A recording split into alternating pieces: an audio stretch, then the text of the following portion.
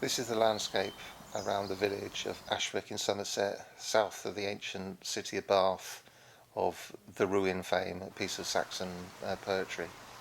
It is also on the Fosse Way, a Roman road, famously goes from the southwest up through to the Midlands, still used today with some very slight variations. There's also another Roman road. There's a crossroad between two Roman roads at the south boundary of Ashwick, and which will be part of my explorations on these videos.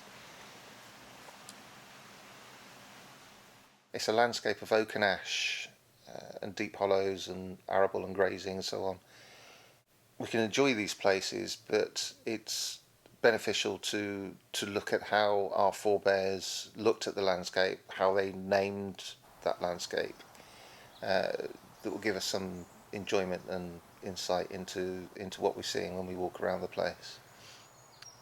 This here is my first orchid of the year, and I knew June was a good time for it, so I better go and find the others. But normally I find them in meadows, orchids, and this one's in a wood. They're on a very wide path, so there's plenty of light. I don't know what type he is either, but beautiful.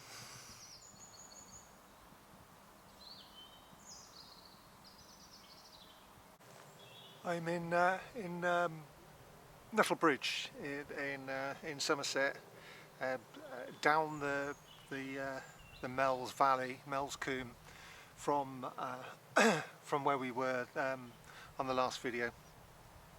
There's another Saxon charter here. They're getting a little bit more spaced out now, which is frustrating.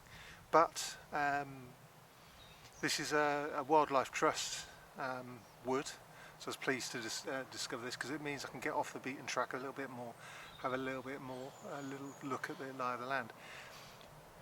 It was ancient woodland, according to the information board, until it was all cut down, the ancient woodland, in the 50s and 60s, again proving in my mind, proving that it's our generation, the generation before, that is most guilty for destroying environment, our historical environment.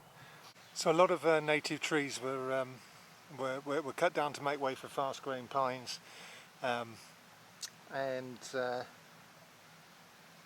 for economic reasons. But you can see today that there's a couple of ancient oaks. God knows how they managed to survive. Some birches, silver birches, and various other native deciduous trees. So it is quite it's a carefully managed wildlife place. I have misgivings.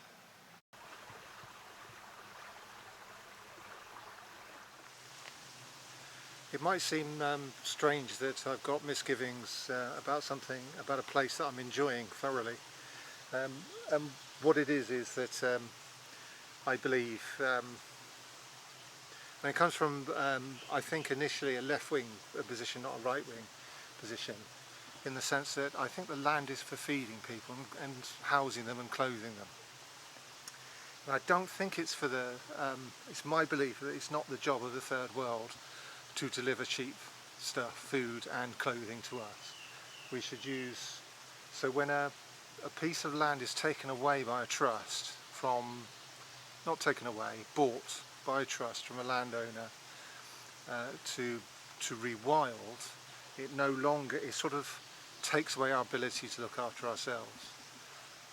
What I would prefer to see is permaculture, that we do sustainable land use that is good for wildlife, plants and the environment, but especially provides a yield to serve human beings, which is what I believe the land is here for.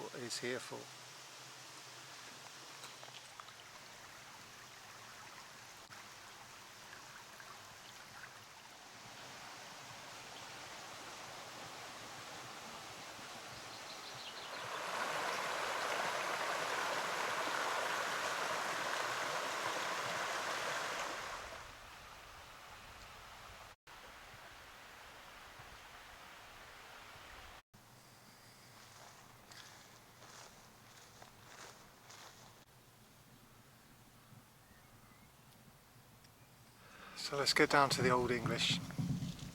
It's the